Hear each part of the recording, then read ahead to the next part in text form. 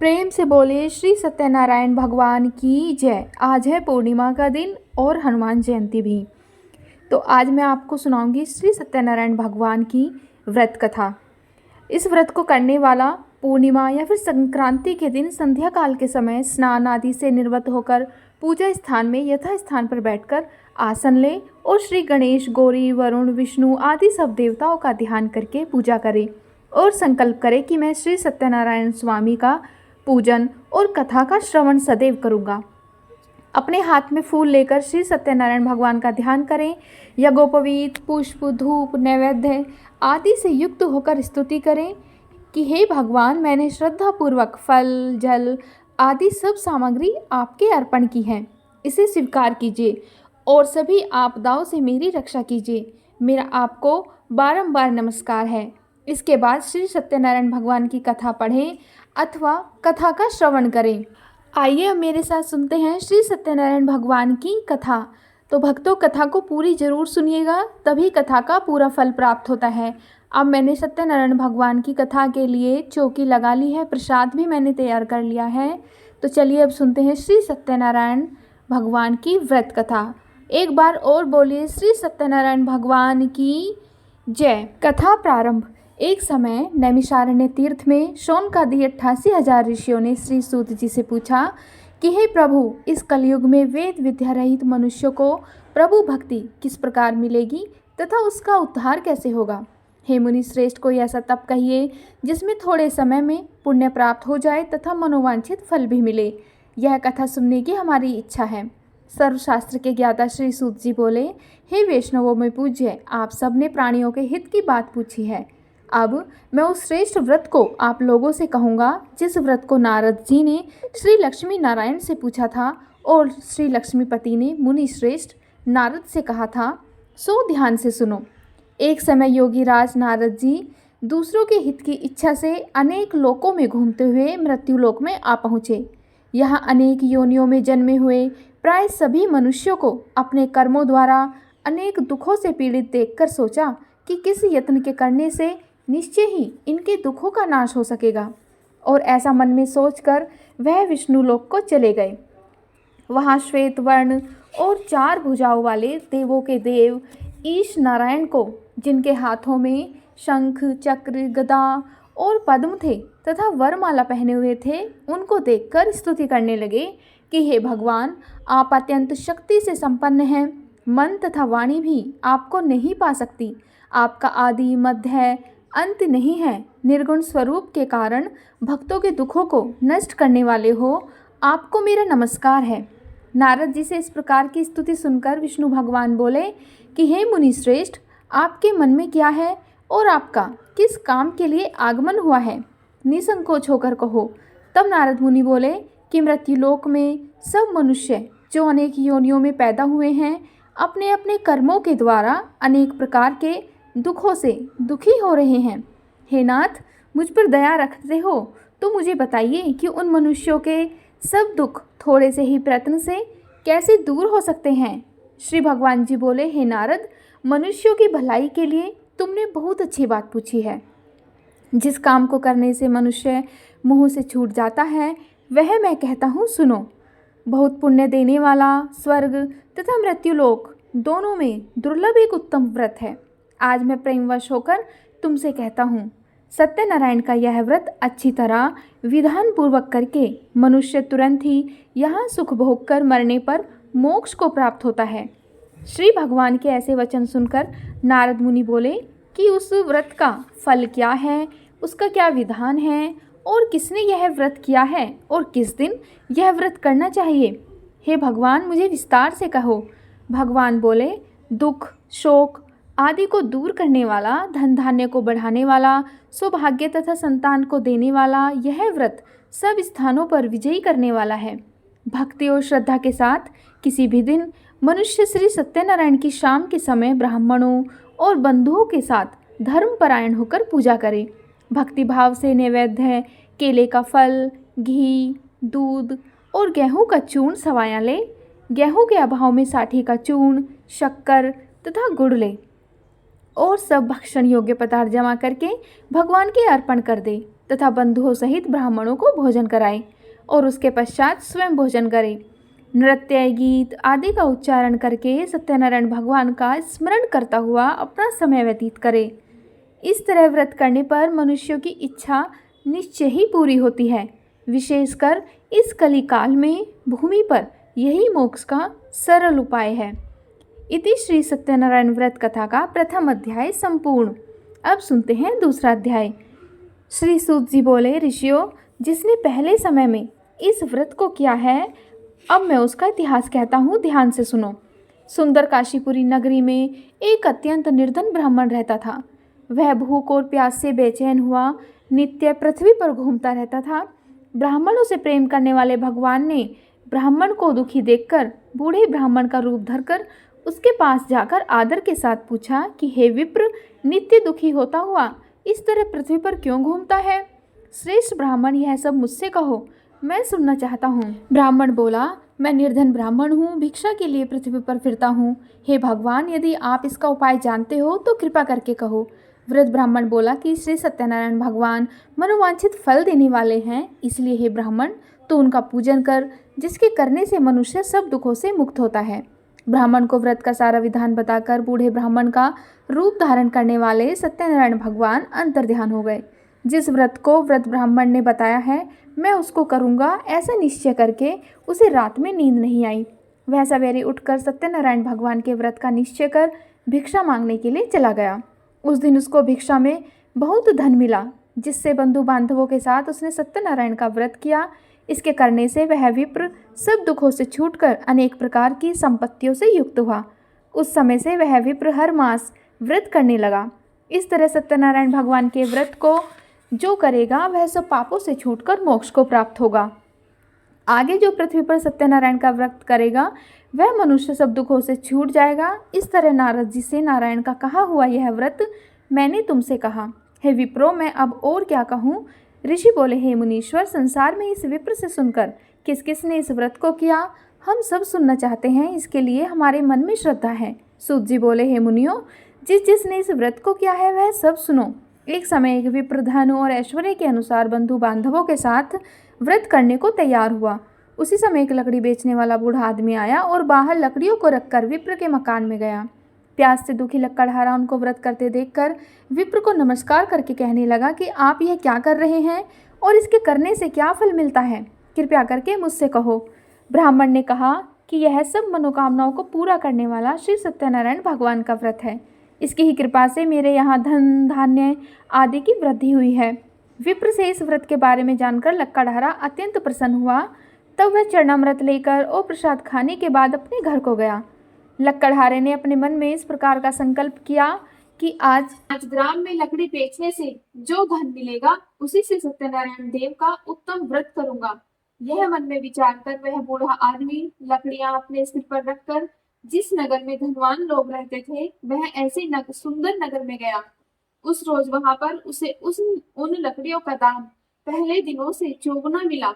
तब वह बूढ़ा लकड़हारा दाम ले और अति प्रसन्न होकर पके केले की फली, शक्कर, घी, दुग्ध, दही और गेहूं का चूर्ण इत्यादि सत्यनारायण भगवान के व्रत की कुल सामग्रियों को लेकर अपने घर गया। फिर उसने अपने भाइयों को बुलाकर विधि के साथ भगवान जी का पूजन किया और व्रत किया। उस व्रत के प्रभाव से वह बूढ़ा लकड़हारा धन, पुत्र आदि से युक्त हुआ और संसार के समस्त सुख भोग कर बैकुंठ को चला गया। तीसरा अध्याय। सूत जी बोले, हे श्रेष्ठ मुनियों, बाकी की कथा कहता हूँ, सुनो। पहले समय में उनका मुख नाम का एक बुद्धिमान राजा था। वह सत्यवक्ता और जितेंद्रिय था। वह प्रतिदिन देव स्थानों पर जाता तथा गरीबों को धन देकर उनके कष्ट दूर करता था। उसकी पत्नी कमल के समान मुख वाली और सती साध्वी थी। भद्रशिला नदी के तट पर उन दोनों ने श्री सत्यनारायण का व्रत किया। उस समय वहां एक साधु वैश्य आया। उसके पास व्यापार के लिए बहुत सा धन था। वह नाव को किनारे पर ठहराकर राजा के पास आ गया और राजा को व्रत करते हुए देखकर विनय के साथ पूछने लगा कि हे राजन, भक्ति युक्त चित्त से आप यह क्या कर रहे हैं? मेरी सुनने की इच्छा है, सो आप यह मुझे बतलाइए। राजा बोला, हे साधु, अपने बांधवों के साथ पुत्र आदि की प्राप्ति के लिए एक महाशक्तिमान सत्यनारायण भगवान का व्रत व पूजन किया जा रहा है। राजा के वचन सुनकर साधु आदर से बोला, हे राजन, मुझे इसका सब विधान कहो, मैं भी आपके कथा अनुसार इस व्रत को करूंगा। मेरे भी कोई संतान नहीं है और इससे निश्चय ही होगी। राजा से सब विधान सुनकर व्यापार से निर्वत हो वह आनंद के साथ घर गया।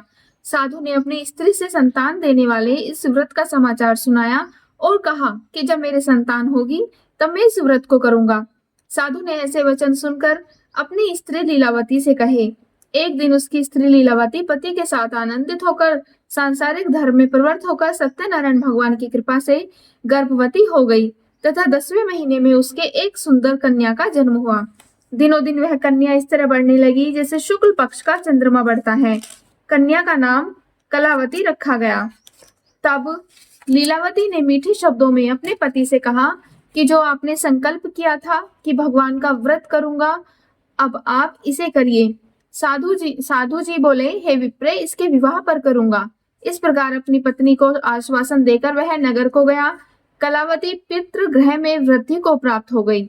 साधु ने जब नगर में सखियों के साथ अपनी पुत्री को देखा तो तुरंत ही दूत को बुलाकर कहा कि पुत्री के वास्ते कोई सुयोग्य वर देख कर लाओ।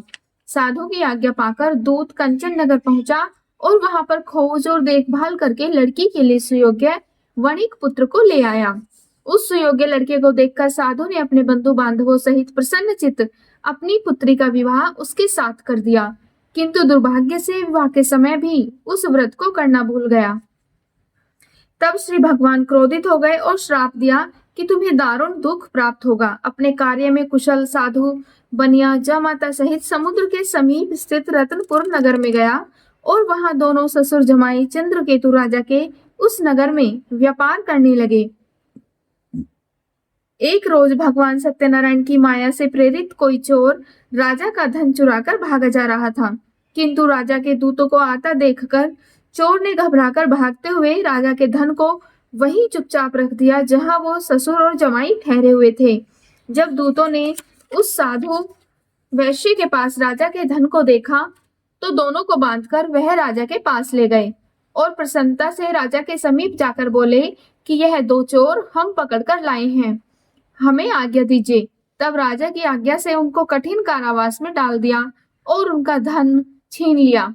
सत्यनारायण भगवान के श्राप द्वारा उनकी पत्नी भी घर पर बहुत दुखी हुई और घर पर जो धन रखा था उसे चोर चुरा कर ले गए।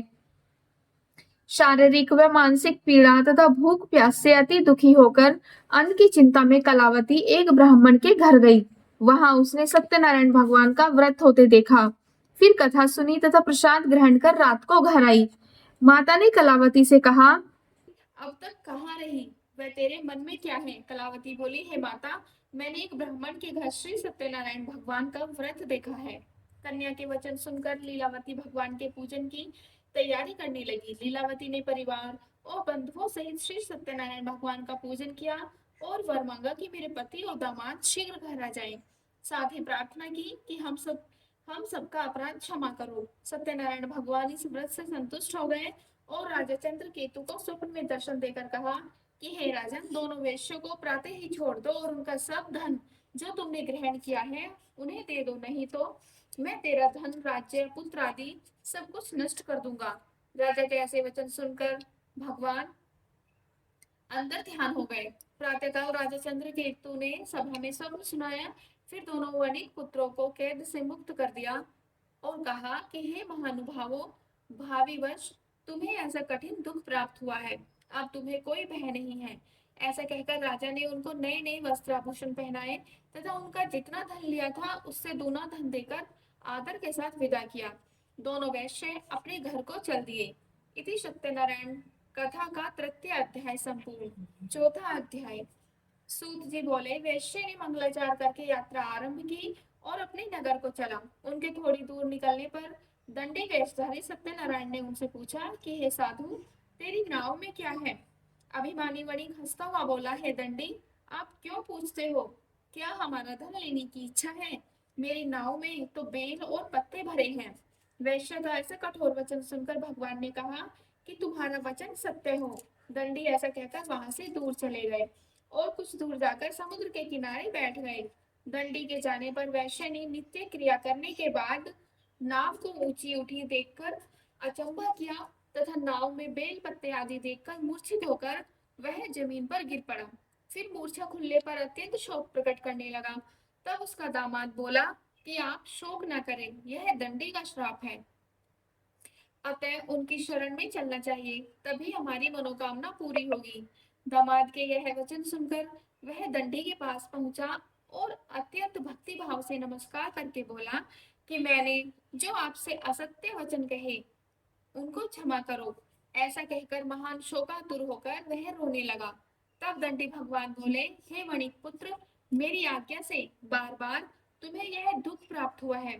तू मेरी पूजा से विमुख हुआ। साधु बोला, हे भगवान, आपकी माया से ब्रह्मा आदि भी आपके रूप को नहीं जानते, तब मैं अज्ञानी कैसे जान सकता हूँ। आप प्रसन्न हो जाइए, मैं सामर्थ्य के अनुसार आपकी पूजा करूंगा। मेरी रक्षा करो और पहले के समान नौका में धन भर दो। उसे भक्ति युक्त वचन सुनकर भगवान प्रसन्न होकर उसकी इच्छा अनुसार वर देकर अंतर्ध्यान हो गए। तब उन्होंने नाव पर आकर देखा कि नाव धन से परिपूर्ण है।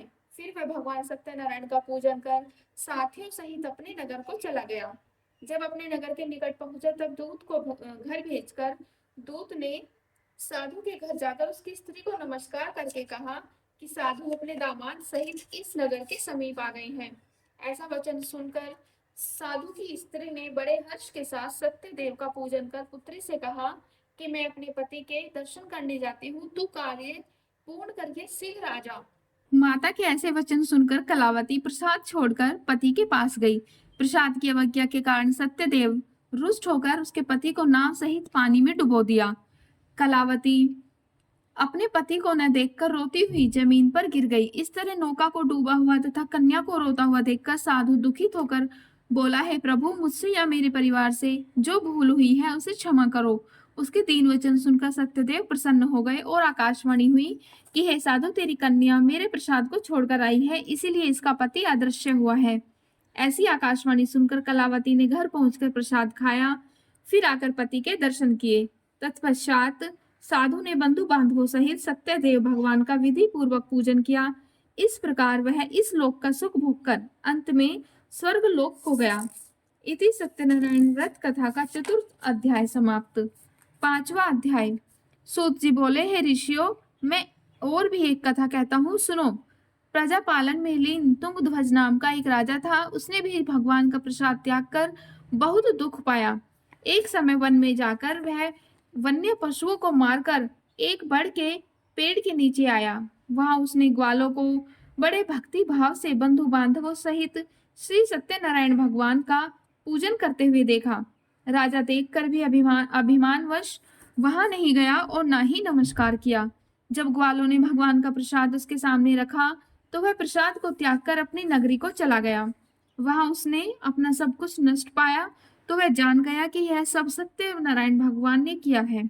तब वह विश्वास कर ग्वालों के समीप गया और विधि पूर्वक पूजन करके प्रसाद खाया तो सत्यनारायण देव की कृपा से सब कुछ पहले के जैसा हो गया। फिर दीर्घ काल तक सुख भोग कर मरने पर वह स्वर्गलोक को गया। जो मनुष्य इस परम दुर्लभ व्रत को करेगा, भगवान की कृपा से उसे धन धान्य की प्राप्ति होगी। निर्धन धनी और बंदी बंधन से मुक्त होकर निर्भय हो जाता है। संतानहीनों को संतान की प्राप्ति होती है तथा सब मनोरथ पूर्ण होकर अंत में वैकुंठ धाम को जाता है। जिन्होंने पहले इस व्रत को किया है, अब उनके दूसरे जन्म की कथा कहता हूँ। व्रत शतानन ब्राह्मण ने सुदामा का जन्म लेकर मोक्ष को पाया। उल्का मुख नाम का राजा दशरथ होकर वैकुंठ को प्राप्त हुआ। साधु नाम के वैश्य ने मोर ध्वज बनकर अपने पुत्र को आरे से चीरकर मोक्ष को प्राप्त किया।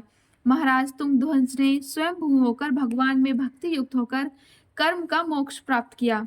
श्री सत्यनारायण कथा व्रत कथा 5वां अध्याय संपूर्ण। बोलो सत्यनारायण भगवान की जय। श्री सत्यनारायण स्वामी की जय। आप पढ़ते हैं श्री सत्यनारायण भगवान की आरती। अद्भुत छवि राजे, नाद करत निरंतर घंटा ध्वनि बाजे। प्रगट भय कलि कारण द्विज को दर्श दियो। बूढ़ा ब्राह्मण ब्राह्मण बन कर कंचन महल कियो। ओम जय लक्ष्मी रमणा। दुर्बल भील कराल इन पर कृपा करी। चंद्रचूड़ एक राजा तिनकी विपत्ति हरी। ओम जय लक्ष्मी रमणा। भाव भक्ति के कारण छिन्न छिन्न रूप धरो। स्वामी छिन्न छिन्न रूप धरो। श्रद्धा धारण कीनी तिनको काज सरो। ओम जय लक्ष्मी रमणा। ग्वाल बाल संग राजा वन में भक्ति करी। स्वामी वन में भक्ति करी। मन वांछित फल दीना दीन दयाली हरि। ओम जय लक्ष्मी रमणा। चढ़त प्रसाद सवाया कदली फल मेवा। स्वामी कदली फल मेवा। धूप दीप तुलसी से राजी सतदेवा। ओम जय लक्ष्मी रमणा।